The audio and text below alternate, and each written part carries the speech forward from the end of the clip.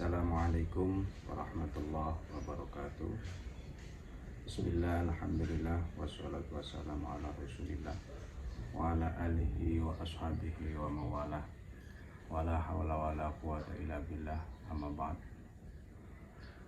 Saudara kaum muslimin muslimat yang dirahmati Allah, kali ini saya akan mengajak Anda semua untuk mengkaji Kitabul Hikam karangan Al-Imam Syekhul Islam Al-Habib Abdullah bin Alawi Al-Haddad Al-Hadrami Asy-Syafi'i. Kitab yang mengutip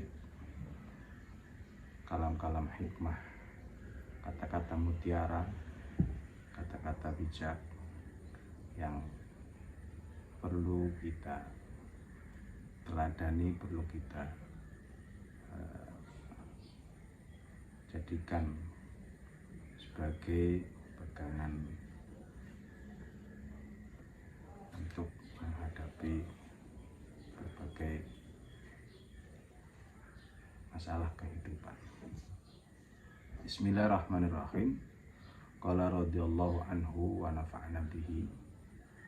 Syekh Al-Habib Muhammad Alawi Abdullah bin Alawi Al-Haddad radhiyallahu anhu mengatakan, al-khalqu ma'al haqqi, bahwasanya ketika makhluk itu bersama Tuhannya, ketika manusia selalu bersama dengan Allah, selalu mengingat Allah, selalu taqarrub kepada Allah, la yakhlu ahadun minhum min ayyakuna fi ihda dairatain, maka tidak seorang pun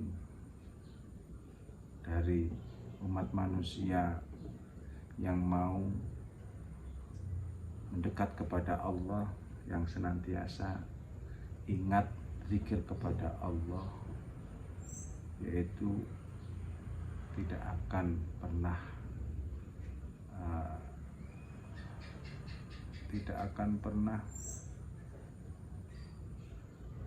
tidak ditentukan nasibnya oleh Allah Subhanahu wa Ta'ala, baik nasib baik ataupun nasib yang tidak baik. Imma dairatul hikmah atau dairatul hikmah. Ada kalanya nasib seorang manusia, seorang hamba hidup di dunia ini itu penuh dengan rahmah ataupun dengan hikmah. Artinya dairatul rahmah yaitu orang yang hidup di dunianya itu dengan kecukupan, dengan kenikmatan, diberi kesehatan, diberi harta yang lebih, diberi kecukupan yang berupa materi. Atau ada juga sebaliknya yang hidup penuh dengan kekurangan, hidup dengan kemiskinan, hidup dengan selalu dihadapkan dengan ujian dan cobaan yang tidak ringan. Maka semua itu kita hadapi dengan menghadap kepada Allah, dengan mendekat kepada Allah. Faman kana al-yawma fi dairatir rahmah, maka barang siapa yang hidup di dunia ini, hidup sekarang ini, al-yawma, pada hari ini, artinya saat ini kita di dunia, fi dairatir rahmah, hidup yang penuh dengan rahmah, hidup yang diberi kecukupan, hidup yang diberi kecukupan dalam hal materi, diberi kecukupan dalam hal kesehatan, katakanlah hidup dengan kaya, hidup dengan kemudahan-kemudahan, itu kita harus ingat kepada Allah dengan bersyukur. Kita harus bersama dengan Allah. Kita harus ingat bahwa semua kenikmatan itu datang dari Allah. Kenikmatan itu diberikan oleh Allah. Maka dengan kita mengingat Allah, kita akan bersyukur. Kana ghadan fi dairatil fadl. Maka ketika orang yang hidup di dunianya itu diberi kecukupan, diberi kemudahan, diberi kenikmatan yang lebih, mau bersyukur, kelak di akhirat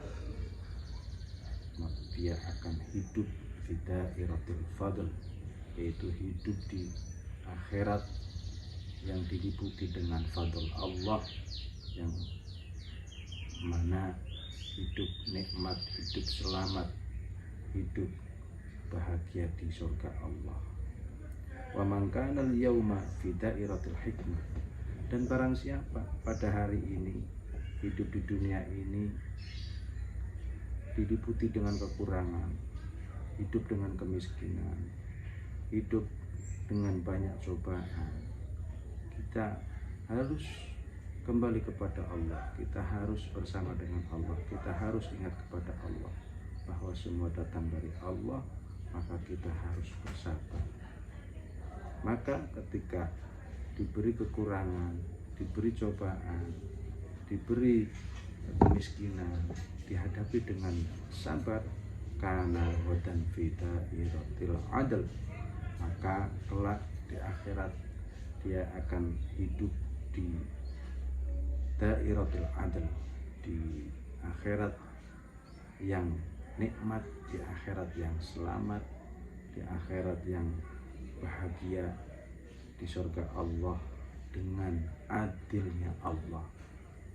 Artinya yang di dunia enak mau bersyukur, yang di dunia tidak enak mau bersabar, maka kelak sama-sama akan selamat, kelak sama-sama akan nikmat hidup di akhirat, yaitu dengan bersyukur dia akan mendapatkan fadl Allah, dengan bersabar dia akan mendapatkan keadilan Allah.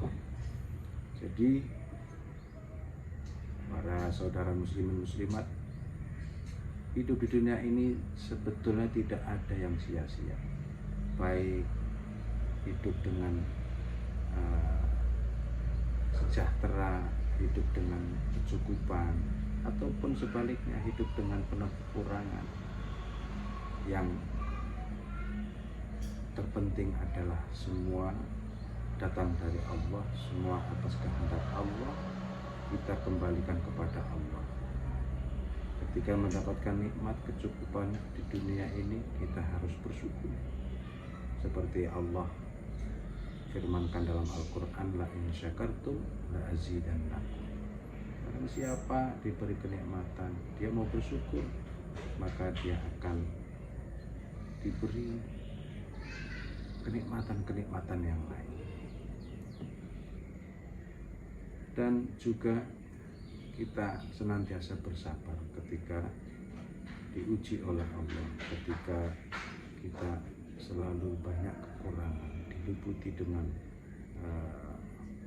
kesusahan-kesusahan, kita hadapi dengan sabar, maka juga tidak akan sia-sia. Artinya kelak di akhirat akan hidup nikmat, akan hidup selamat, hidup bahagia di surga Allah. Jadi kunci untuk menghadapi hidup di dunia ini itu hanya ada dua.